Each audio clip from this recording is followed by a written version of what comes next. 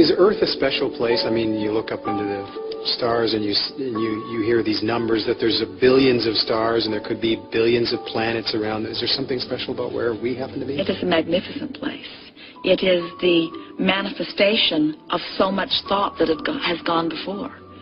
In other words, it was created from the idea before it even took physical form. It's a big question and a hard to hear answer, but there is thought, and then there is thought form, and then there is manifestation. The thing we most want you to hear about this magnificent time-space reality that you call Earth is it is continuing to expand. It is not finished. Those who inhabit it, even including the one-celled amoeba in the ocean, are having personal experiences where personal preferences are being born, and that preference is answered, so the continuation of life continues. This Earth is a living, breathing being, expanding and benefiting by those like you who inhabit it. Are there other places similar to Earth? Infinite. Too many to name or number. Well, on that same kind of track, these days, in particular, these days meaning, I guess, since the 60s, we hear things about, you know, flying saucers, and there's crop circles and things that go bump in the night. What else is out there? Everything you can imagine. This is an expansive universe, and every thought that has ever been thought has set something into motion. So by thinking that these things are out there, they are out there? Sometimes you are picking up on what is there. Sometimes you are creating it even in your imagination. Steven Spielberg has added tremendously to this universe. Through his imagination. We want you to understand that in this universe there are vibrational frequencies. And while there are many other time-space realities, they are in a different vibrational frequency than that which you are. So you are not intertwining. In the same way that you understand that you are having conversation with Abraham, who has consciousness that is not focused here in your time-space reality, you have access to consciousness that is focused anywhere you can reach it vibrationally.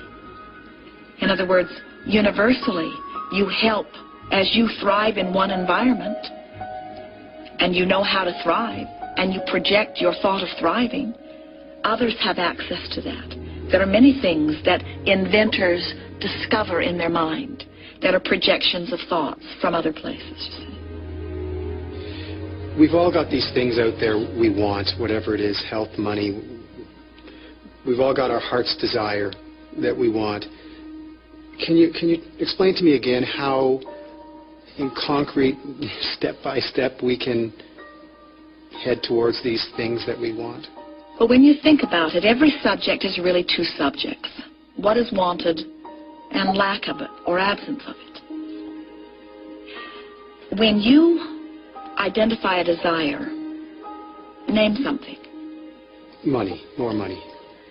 So when you pick up the stick that has more money on one end of it, on the other end of it is not enough money. And you are vibrating somewhere along this stick. So if you've been having the experience of not enough money, you've been observing it, you've been talking about it, you've been worrying about it, and you are now, from your awareness of not having enough money, asking for more money, you are not a vibrational match to more money. You're a vibrational match to not enough money. And you can tell which end of the stick you are most a vibrational match to by the way you feel when you think about money. So when you think about money, if it makes you feel free, and it makes you feel exhilarated, and it makes you feel adventurous, then you're on the vibrational end of the stick that matches dollars flowing to you. That's why rich people get richer. They feel prosperous, they feel abundant, they feel well-being, and so they're not holding money away from them. And that's why people who don't have enough money so often don't allow more money into their experience. So the key to moving up the stick, so to speak, is to find a way to feel more prosperous, to stand where you are, because you can't do anything other than that, but try to play down the not enough money while you play up how well things are going. We encourage someone who is in a place where they want more money to put $100 in their pocket and spend it mentally all day long. people say, well, if I had $100, I would feel more prosperous. And we say, then pretend that you have $100 in your pocket if you cannot find $100 to put in your pocket. But you must find the essence of feeling more prosperous before you open the door to prosperity. You can't buck the current. You can't feel poor and allow more money into your experience. You have to find a way to shift the way you feel. It's a mental thing. So you're using words like pretend and imagine. Or remember. But I think so many people just roll their eyes when they hear that. That's, what can I do with that? Pretend and imagine. Try it and see what happens. Show yourself that with a little bit of effort you can shift your vibration. And when you shift your vibration, you see, let's talk about this, the way we like to describe this, because we're trying to orient you into this awareness that you are a vibrational being. You are energy, first and foremost. You see yourself as flesh, blood, and bone, and action-oriented.